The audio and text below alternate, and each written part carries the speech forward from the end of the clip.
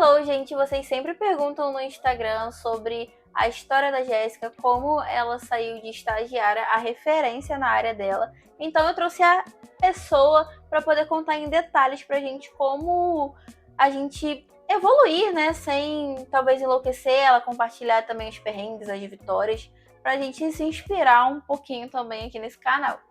Nossa, Júlia, essa resposta aí já dava um vídeo inteiro. Mas vamos lá, vamos por partes, né? Vou contar para vocês um pouquinho aí de como é que foi a história.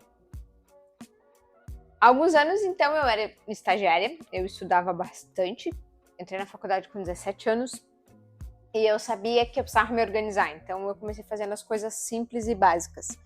Eu dividi meu tempo entre trabalho, por um bom tempo eu tive 2 trabalhos, e fazia estágio, fazia bolsa na faculdade, ajudava o professor, e eu tentava conciliar entre o trabalho e o estudo. Então esse era o meu foco inicial lá no início, né, de fazer isso, porque eu tinha como um objetivo que o estudo ia me proporcionar ser especialista na minha área, trazer um trabalho de fato, uma carreira, né? Então eu sabia que a graduação era esse início aí. Já tinha feito ensino médio, já tinha feito técnico e entrei na graduação lá com 17 aninhos, sendo bolsista, filha da faxineira, né? E isso sempre foi um objetivo muito claro. Eu queria me formar, então eu fazia até as contas, eu lembro, de quantas cadeiras eu tinha que fazer, de quantos semestres ia levar se eu fizesse 3, se eu fizesse 5, se eu fizesse 7, quanto é que é. Então eu tive várias datas aí programadas de formatura. Então a ideia sempre foi fazer isso. Então esse era o meu foco inicial primeiro. E sempre foi o seu sonho finanças e se tornar uma referência que nem você é hoje, tanto na internet quanto fora da internet? Você esperava isso? Que nada, Ju. No início era só algo que eu fazia como renda extra. Então a administração e as finanças começou porque um professor meu disse a seguinte frase, que quem se formava em finanças, na área envolvendo cálculo, ganhava mais do que quem era de RH e de marketing. Então, assim, não sei se era verdade, mas na época ele me inspirou a pensar sobre números e depois eu vi que eu tinha facilidade, então eu comecei ajudando esses meus colegas com planilha de Excel, a fazer um preço, a precificar, a controlar o estoque, então fazia tudo isso no Excel. E no início era só uma renda extra, porque eu aproveitava aquilo que eu já tinha de conhecimento e o pouco tempo que eu tinha era uma coisa que eu conseguia fazer no sábado, no final de semana, então eu conseguia conciliar com isso. Mas no início era 100% renda extra para eu conseguir pagar as minhas coisas, porque o meu salário do meu trabalho ia tudo para a faculdade, né? Pro transporte e principalmente ali para alimentação, porque comer na faculdade é muito caro. Eu acredito que hoje ainda continue, né? Mas era naquela época muito, assim, 3, 4 vezes mais caro do que você comer, né, levar, ou enfim, então, normalmente eu levava as coisas e aí depois, por um tempo, uma colega, né, me pagava sempre um pão de queijo, um café, né, um cappuccino, né, que eu não tomo café, sou grata a ela até hoje por isso e foi muito legal, assim, ter visto que se eu me organizasse, se eu batalhasse, se eu guardasse aquela renda extra para comprar um livro que eu precisava, porque nem sempre conseguia na biblioteca, me ajudou a não desistir, né, a manter esse sonho aí. E como que você fez, então, para poder conciliar a faculdade, trabalho, renda extra? Tem algum segredo para conseguir administrar tanta coisa? Eu sempre cuidei da gestão do tempo. Isso é uma coisa que eu sempre fiz, assim. Então, eu organizava tudo que eu precisava. Eu sabia que eu tinha 3 disciplinas, eu tinha essas matérias, então eu sabia que dia que eu tinha que estudar, quantos trabalhos eu tinha que fazer. Eu organizava antes. Então, a organização foi uma coisa que sempre eu precisei fazer para dar conta.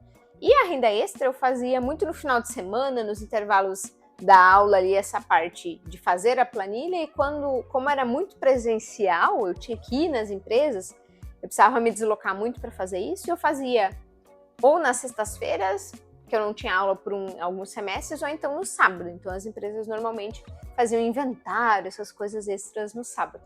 E aí, quando uns meses antes de eu ser efetivada, eu ainda fazia estágio, eu comprei uma moto. E aí, por um tempo eu pagava a parcela da motinha com o estágio. E eu ficava apavorada quando tava no final do contrato, eu pensava, preciso arrumar outro, porque eu preciso continuar pagando a moto. E aí depois, eu lembro até hoje que uns meses depois me roubaram essa moto. Mentira. Sim, e foi assim, foi caótico na época. Minha mãe ficou desesperada, né? Porque minha mãe trabalhava como doméstica, né? Fazia faxina.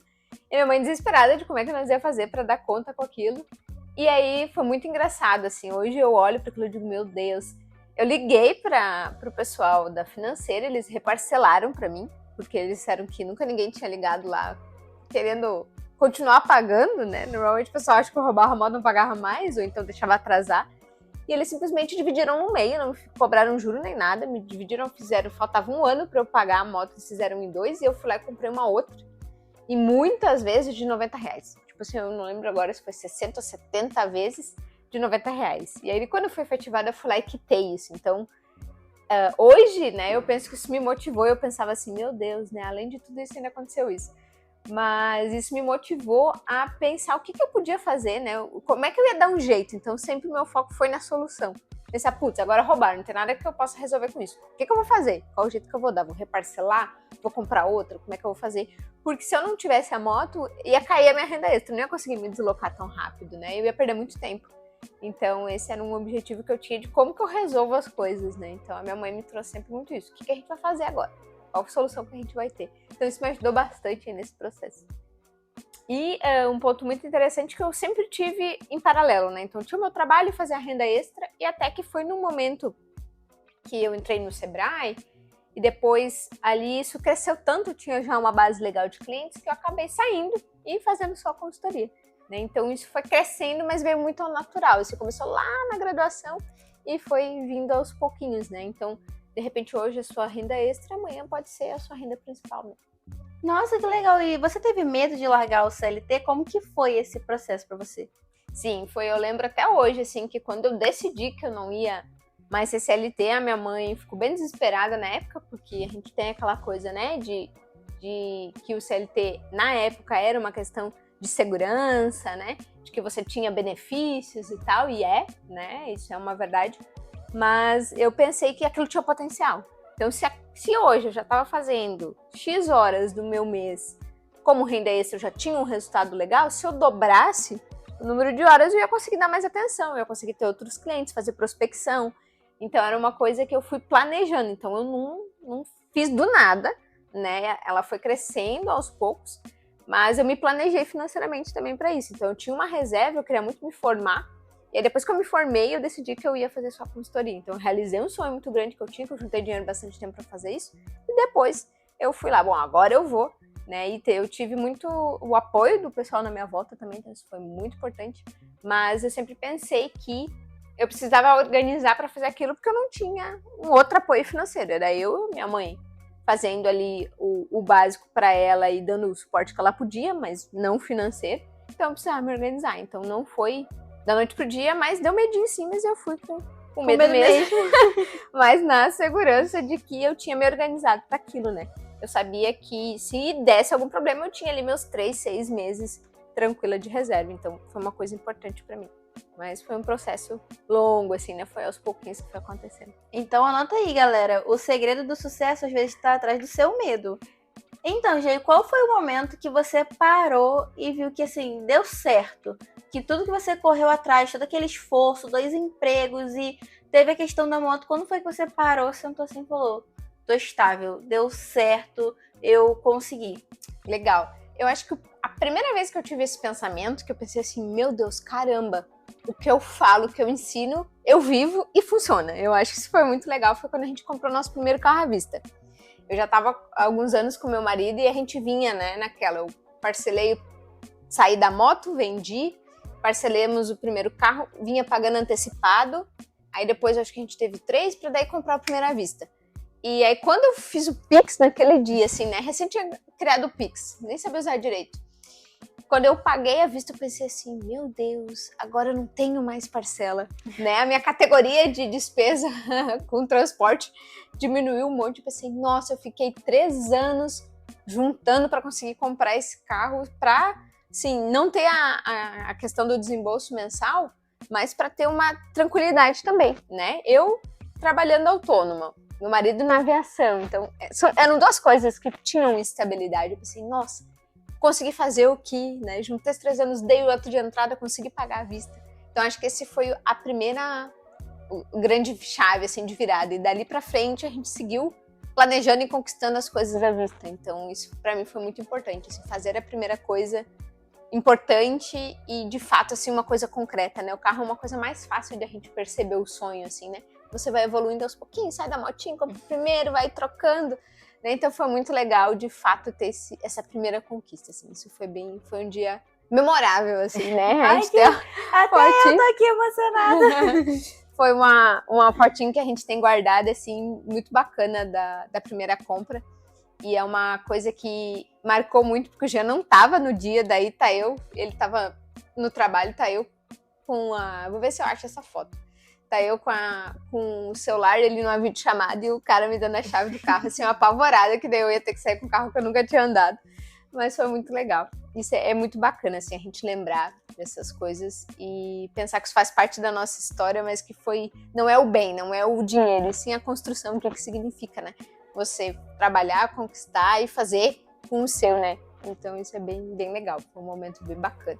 E dá mais gás, né? Mais ânimo para tentar alcançar coisas maiores, melhores. Então, consegui o carro X, agora eu vou pro carro Y. Consegui o carro X, então agora eu consigo tal coisa. Eu acho que dá aquele ânimo, né? Isso reflete em várias coisas, né? Isso, eu pensei assim, eu posso, viu? Eu consigo, né? Acreditar de fato trouxe um resultado. Então isso refletiu no casamento, isso refletiu no estudo. Depois eu fiz o MBA, depois eu fiz o mestrado. E aí, assim, eu evoluí o carro. Não é só coisas materiais, né? E sim também o ânimo da gente. A gente realmente dá aquele gás, assim. Então acho que eu trago esse item porque comprar algo à vista, independente dele ser um bem maior ou algo menor que você quer, ele dá aquela tranquilidade que pronto, terminei, tá pago, não tem, né? E concluir e você vê de fato a coisa acontecendo. Então foi realmente bem bacana. E então, Gê, pra gente finalizar a nossa conversa, tem alguma dica que você daria para quem quer sair do estágio, né? Já entrar no mercado de trabalho, já se tornar uma pessoa de sucesso, uma pessoa referência naquela área? Então, a gente não tem uma notícia boa, né? Porque não existe fórmula mágica, gente. Não existe um atalho de caminho, né? Eu entrei na faculdade com 17 anos, tô no 32, 33 aí, e esse caminho todo foi de construção. Então, uma coisa que eu diria é, se planeje, organize, não tem problema recomeçar nenhum, nada assim, se você vê, não é essa faculdade que eu quero, organiza-se. Né? Se você quer estudar, se você não vai estudar, que carreira que você vai seguir, o que você vai fazer, mas acredite no seu processo. Pense assim, hoje eu preciso melhorar esse ponto, então o que eu vou fazer para melhorar isso? E aí você vai organizar aquilo, né? Porque não existe, tudo que vem fácil vai fácil. Né? O pessoal me pergunta sempre da história da moto, né? O que eu aprendi disso? Eu sempre dou risada hoje e penso que a pessoa que roubou, ela não deve mais estar aí, né? E eu fui lá, construir minhas coisas, graças a Deus. Não gostaria que isso tivesse acontecido e não quero que isso aconteça com ninguém, mas não me fez falta. Eu dei meu jeitinho ali, foi mais difícil. Então eu sempre penso que você tem que acreditar e sempre que tiver um imprevisto, né, você tem que focar na solução. Então o que eu diria é, acredite no seu processo, pense o que você vai fazer, mantenha o foco no que você realmente quer, porque as dificuldades vão vir. Mas se você souber o que você quer e você se planejar, tentar fazer o máximo possível a sua organização, você consegue e você chega lá. Às vezes demora um pouco mais, um pouco menos do que a gente pensou, mas você vai chegar no seu resultado. Então, gente, palavras-chave. Acreditar, mas não adianta só acreditar sem tentar, porque aí você fica lá na sua cabeça idealizando um monte de situação, mas também nunca tenta, de fato, para poder conquistar aquilo na vida real. Não adianta tentar sem acreditar, né? Porque aí a gente fica ali sem rumo, sem objetivo, perfeito. Então para desanimar é bem mais fácil. Se organizar, pequeno, médio e longo prazo, ter objetivos definidos, né? Não ter medo de recomeçar, então, nesse caminho não deu certo, a gente tenta por outro. Ou então, aquele objetivo já não é mais o que eu quero, não é mais útil, enfim, dá para mudar, você não é melhor nem pior do que ninguém, né? Porque não adianta a gente só tentar sem acreditar e fica lá sem rumo, só trabalha. Sem um objetivo, né? Sem uma linha de chegada, assim, né? E a pessoa nunca tá realizada, né? Porque tem pessoas que trabalham a vida inteira, junta dinheiro, não gasta com nada, mas também não tem nenhuma realização. E não só de comprar alguma coisa física, às vezes uma viagem, às vezes proporcionar um momento, uma memória para alguém, a pessoa não consegue porque só tá ali perdida, né? Tipo, preciso fazer dinheiro. Mas pra que você quer fazer aquele dinheiro, né? Isso aí, Ju. Então, Gê, obrigada por abrir a sua história aqui pra gente. Acredito que emocionou, né, e vai influenciar todo mundo que tá assistindo, porque eu que tô aqui fiquei emocionada, fiquei inspirada também. Então, obrigada por trazer um pouco da sua história pra gente. E quem quiser saber mais e quiser acompanhar agora essa mulher de sucesso que a G virou, é só seguir ela no Instagram, @acredita-na-G.